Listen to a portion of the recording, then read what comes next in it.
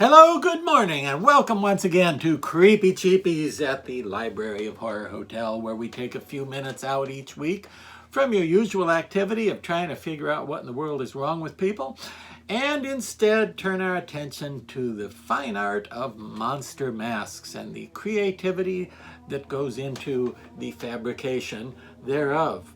And can you guys even tell this candle is actually lit and burning? Can you tell that? See, the candle is up here, but the flame is way down there somewhere, and it's maybe I'm due for a new candle. It's because of the vampire mice that live here that keep taking bites out of the candle. I think that's causing problems with the ignition of the... Anyway, today's monster, I'd like to have a word with you folks about a particular monster from folklore, now Native American folklore this time.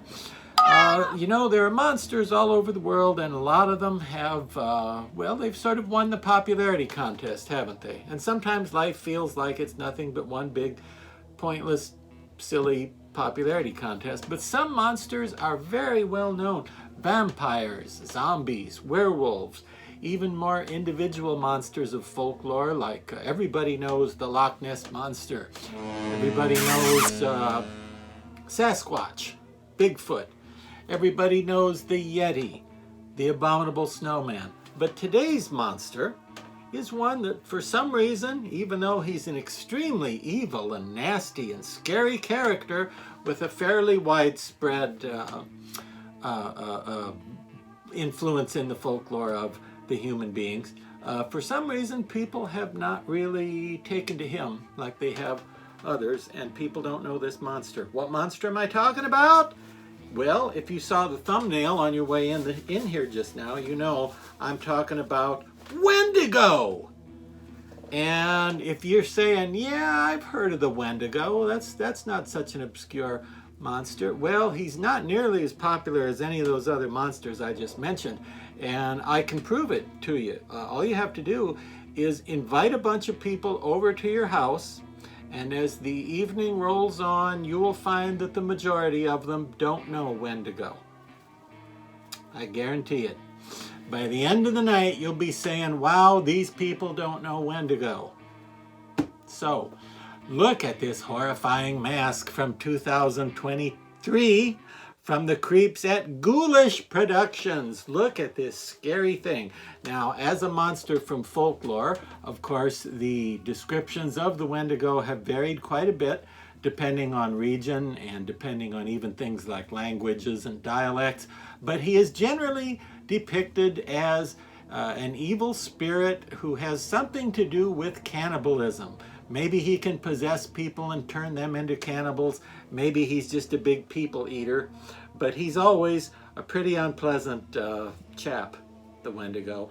And the variations on what he might look like are all over the place. And I have seen a number of movies over the years about Wendigo type monsters. And people come up with different things, and it varies, because there's no specific super detailed description. But I think generally speaking, the overview of what a Wendigo might look like is somewhere between, sort of a cross between a rotted zombie and a Sasquatch and Bullwinkle. That's pretty much what the traditional depiction of a Wendigo is.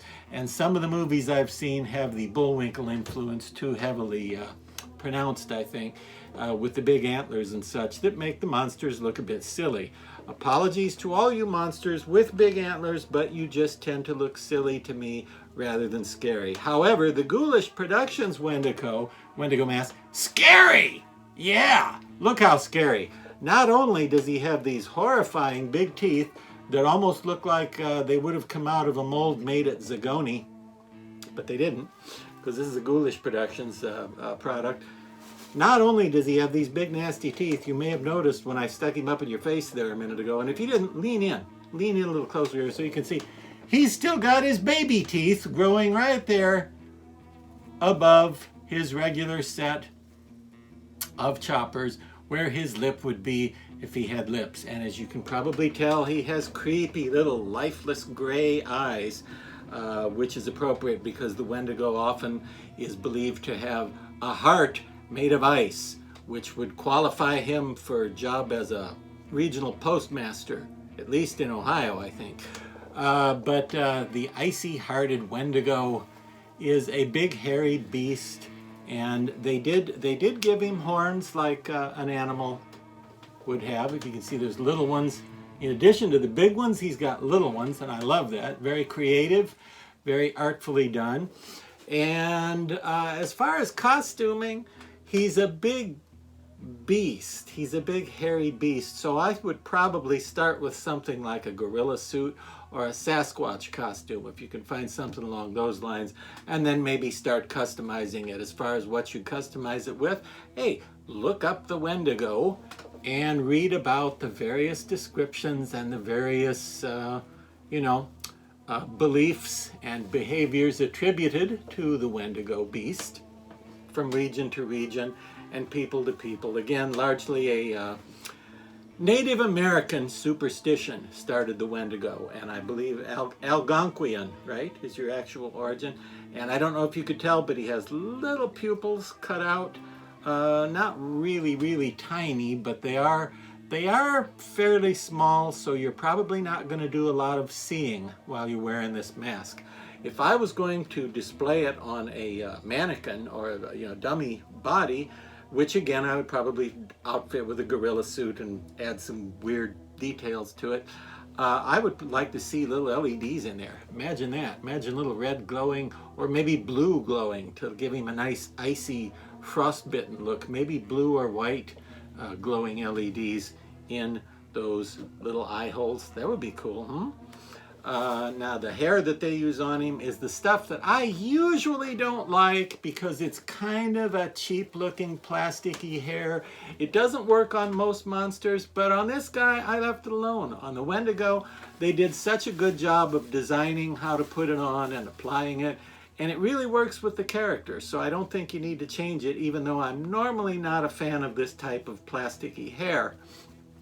I don't know if you can tell this, but the mask does not come clear down the back, but the hair is so generous, it doesn't need to. The hair comes down the back. The latex comes right down to here. Okay, do you get that? There's the latex, and the latex stops there.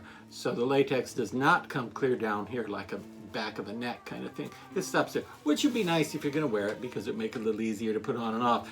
And that's about all we have to say at Horror Hotel about the horrifying Wendigo. Anything you want to say to the people before we call it a night, Mr. Wendigo? Yeah, that Dr. Lady, sometimes he doesn't know when to go to an end screen.